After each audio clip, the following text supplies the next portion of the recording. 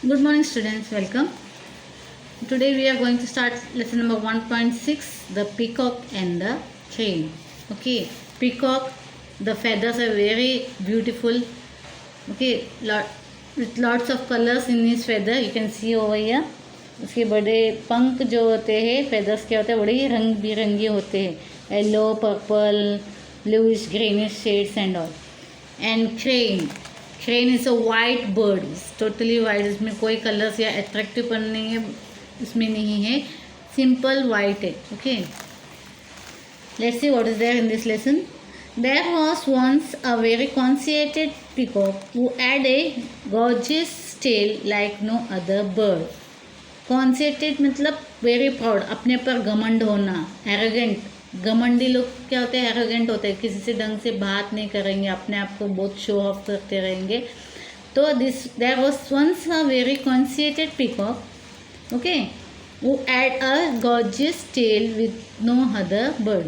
उनका जो टेल है बड़ा ही खूबसूरत, you can see over here because it has a very beautiful tail feathers. When it is raining they will just spread it out and dance. And peacock is also called the national bird of our India. So when he met a crane one day, the peacock scoffed at the crane's colorless and dull feathers and immediately spread his own colorful tail for the crane to see and admire. Now what happened, one day he saw a crane, he met a crane. Crane is white, see over here, it is a white bird.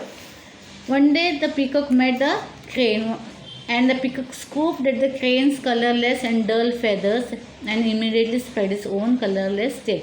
Scoffed means laughed at. Okay, किसी पर हम लोग हंसते हैं ना, किसी का मजाक उड़ाते, तो the peacock also scoffed at the crane colorless because it was a colorless bird. And this peacock is colorful. Okay, so the crane is colorless, so it laughed at the crane and for the dull feathers and immediately spread its own colorful tail for the crane to see and admire.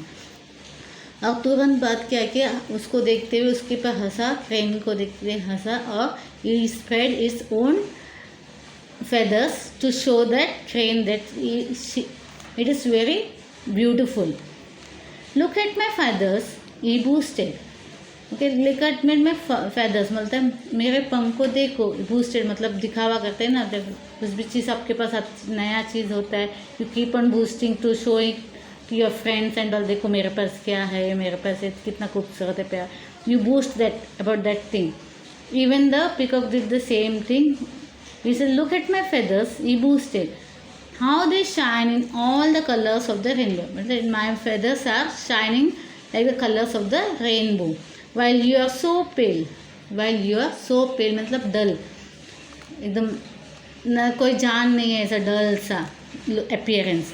I am dressed like a king, and it is saying I am dressed like a king. I look like a king because I wear very beautiful feathers, colorful over.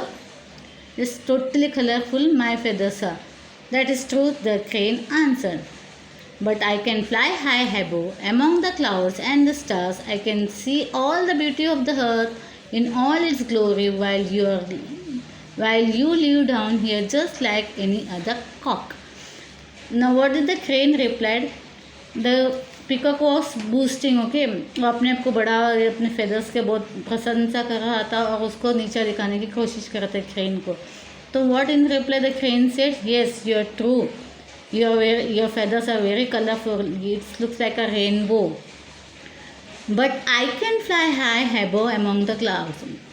What is the difference? I can fly high. The crane can fly because their body is very light, small in size, and they can fly high among the clouds and the stars. And I can see all the beauty of the earth. I can see all the beauty whatever it is there in the earth. ऊपर से आसमान से सब कुछ मैं बहुत अच्छे से देख सकता हूँ क्योंकि मैं उड़ सकता हूँ.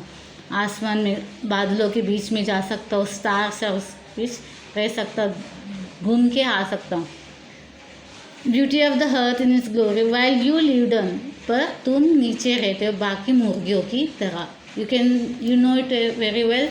The cock and can't fly high. वो थोड़ा ही ऊंचाई पे जम उड़ सकते, उससे ज़्यादा नहीं. Even the peacock also it can't fly high, क्योंकि उसका बॉडी वेट काफ़ी ज़्यादा है, because it has a very long feathers, तो उसको वेट को बेयर नहीं कर पाता, and so they can't fly high in the sky, तो they remain down in the over the land areas. तो बोलते तुम देखो, तुम भले दिखने में खूबसूरत तो सब हो, लेकिन तुम हमारे जैसा उड़ नहीं सकती, तुम एक मुर्गी की तरह नीचे ही ज़मीन पे रहते हो। Fine feathers don't make fine birds, बोलते fine feathers don't make fine birds, means see the meanings given over here. The saying, इसका ये सेइंग है, कहावत है, fine feathers make fine birds, it is used in a negative sense to indicate that looks और flashy clothes may not be very important after all. मतलब जो दिखावा हम करते हैं, जो पहनने में से बाहर जो हम दिखाते हैं कि हम काफ़ी खूबसूरत है, अच्छे रंग बिरंगे कपड़े, कोई ज़रूरत नहीं है कि आप अंदर से भी उतने ही प्यारे और खूबसूरत हो। कभी कोई लोग व्यक्ति कोई दिखने में इतनी भले ही खूबसूरत ना हो, पर उनका मन बड़ा साफ सुथरा और दूसरे के लिए फीलिंग्स रखते, किसी को फीलिंग्स हर्ट नहीं करते।